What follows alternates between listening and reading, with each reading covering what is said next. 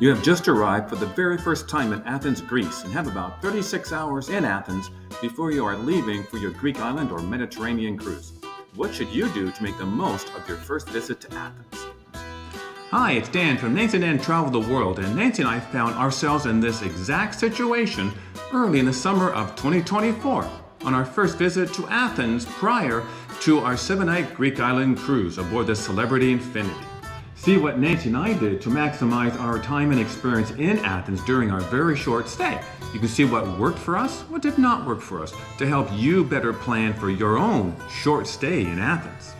And again, as you go through this video, if you're enjoying it and receiving value from it, please do give it a thumbs up. We'd really appreciate it. And feel free to share it with your friends and family to help them on planning their own short stay in Athens, Greece. Let's go because the clock is ticking on our short visit to Athens, Greece. Nancy and I arrived on Aegean Airlines at about 1 o'clock in the afternoon from Rome. The plane stopped away from the terminal, so we were transferred from the plane on the tarmac to the terminal via shuttle buses. Just don't be surprised if this happens to you. We found our pre-arranged taxi, which we recommend you do for your visit, and arrived at our hotel in the Plaka neighborhood of Athens well into the second hour of our day-and-a-half stay. And for your short stay in Athens, if you still need to book your hotel, over my left shoulder here will be our review of where Nancy and I stayed for our 2-night experience in Athens, called the New Hotel. By the time we checked into our room, unpacked and got sorted, it now approached the start of hour 3 in Athens. We had a little trouble with the room key at first, which added to our check-in time. Once we were ready, our plan was to go straight to the changing of the guard ceremony, which occurs hourly during the day in the front of the Hellenic Parliament building shown here. Yes, also as you can see, it gets crowded. Since we didn't have much time in Athens, we decided to see what we could before moving on. We could have waited until the top of the hour for the next performance for a better view. The choice, of course, would be yours should you want to do this. We think it is a very unique experience and one definitely to see.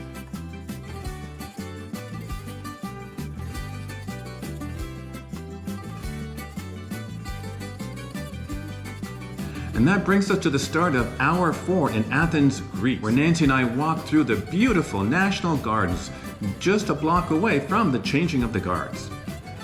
The National Garden, called the Royal Garden until 1974, is a public park approximately 15.5 hectares, or about 38 acres in the center of Athens. These palm trees seen here are called Washingtonias, named after the U.S. President George Washington. It is very well maintained, with plenty of walking paths lined with benches for sitting and relaxing, tiny forests and trees. There are statues here and there representing significant figures in the history of Greece. There was also a flea market in one part that was very interesting. This is a great place to relax throughout the day and is well used, at least during our time there.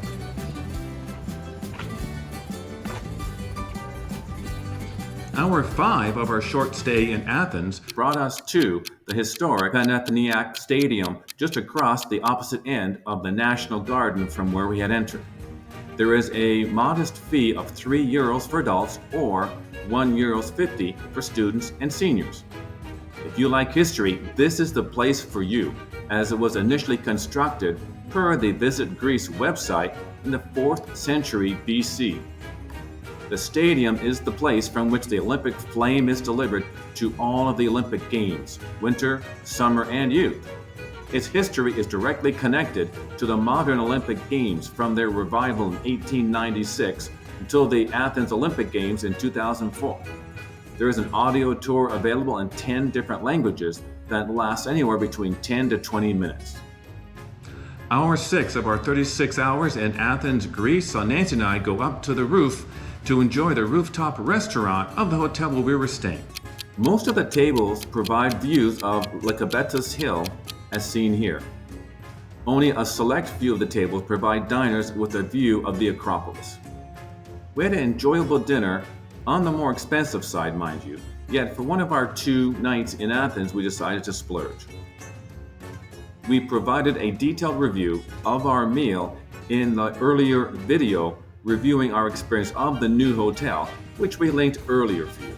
The next 9 hours or so saw Nancy and I tucked in for the night. At 7 a.m., or about hour 19 of our 36 hours in Athens, we left our hotel, again in the Plaka neighborhood of Athens, and walked to the starting point of our guided tour of the Acropolis and Acropolis Museum. Because of the central location of our hotel, the walk to the check-in for the guided tour took only about 20 minutes or so. Just after 8 a.m. was the start of the guided walking tour of the Acropolis and Acropolis Museum. Absolutely not to be missed, regardless of how short your time is in Athens. Now, both portions of this guided tour are not to be missed.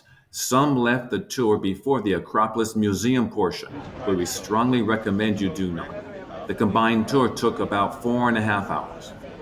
The walk to the top of the Acropolis was so interesting with our wonderful guide Costas, himself an academically trained and field-experienced archaeologist.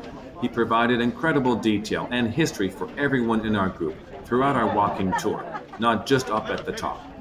He and the tour operator, Walks Athens, is highly recommended by both of us.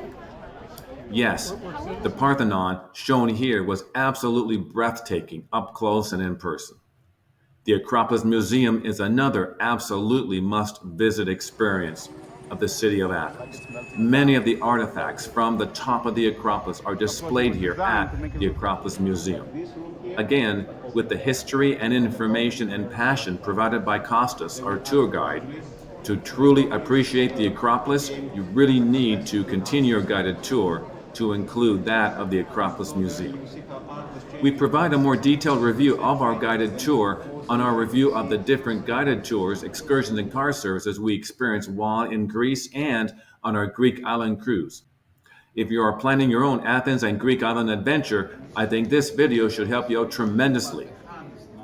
If you wish, you can use this link over my left shoulder to view the video where we review in detail the 9 different guided tours and excursions and car services that we experienced not only in Athens, but on our 7-night Greek island cruise.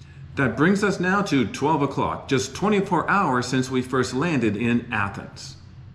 We walked back to our hotel after the incredible Acropolis and Acropolis Museum guided tour with Costas to refresh before our afternoon adventure.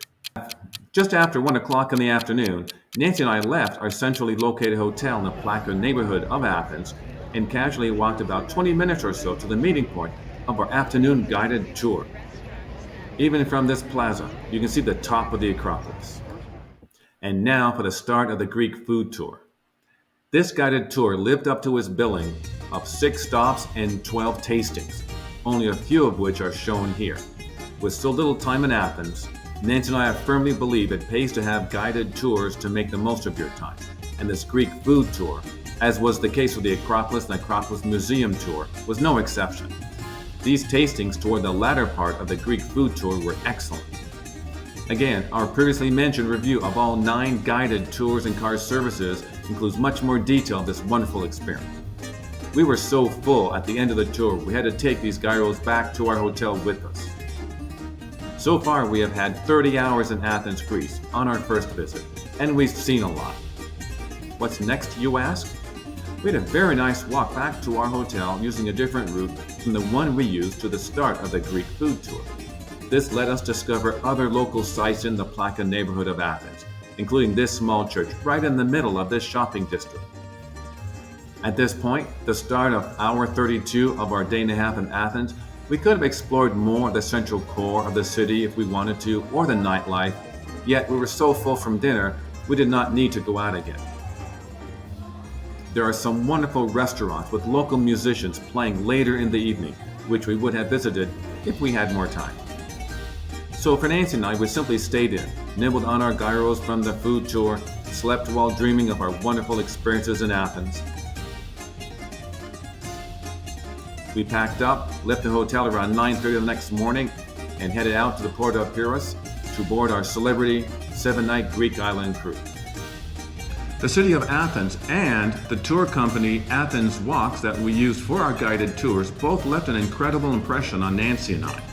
When we return in the future, we hope to repeat this itinerary as well as expand it to see and experience and learn more about this incredible city of Athens, Greece.